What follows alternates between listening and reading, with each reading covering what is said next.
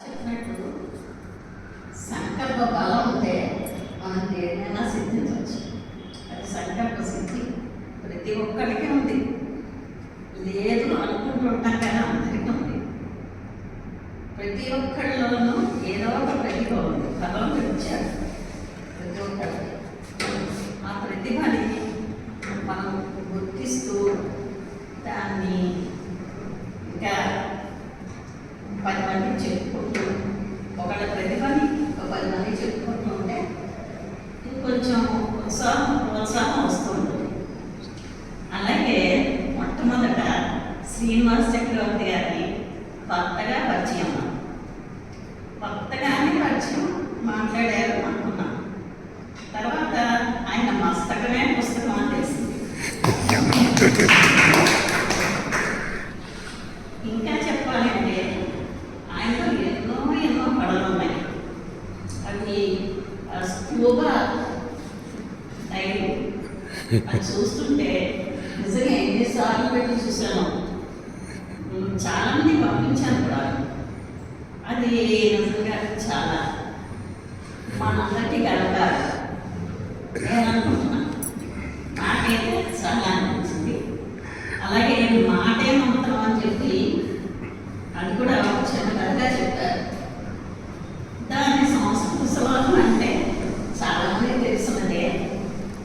జిహ్వాగ్రే వసతే లక్ష్మి, జిహ్వాగ్రే మిత్రబాంధవ, జిహ్వాగ్రే సుఖం దుఃఖం, జిహ్వాగ్రే మరణం ధ్రువం. దీనికి ఒక కథ చెప్తారు. మాటే మంత్రం పెట్టి అలాగే చాలా చెప్తారు.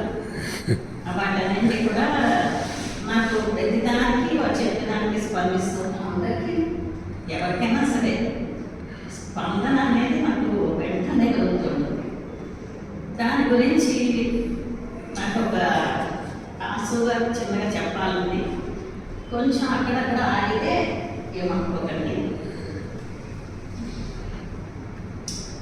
3 అమ్మల మూలపుటమ్మ శ్రీనివాస చక్రవర్తి గారి మాడు తట్టి చేయి పట్టి అడుగులు నేర్పనించ.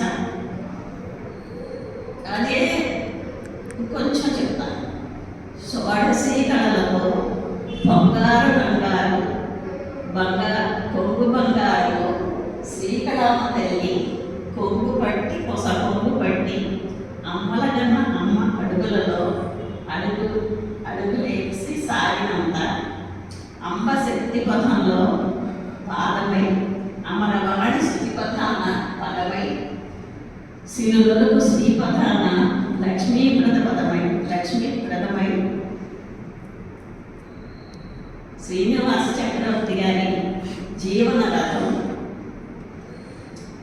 పయనించాలి బంగారు బాటలో, విస్తరించాలి విశ్వమంతా.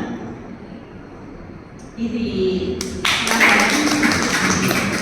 అది అమ్మవారు అందరికీ ఉంటుంది. అందరిలోనూ కళలు ఉన్నాయి. ఒక్కొక్కళ్ళకి కంటే ఆసక్తి ప్రతి ఒక్కరికి ఉంటుంది. మీరు పూజలు చేస్తారు భారతి గారు, ఇంకా 20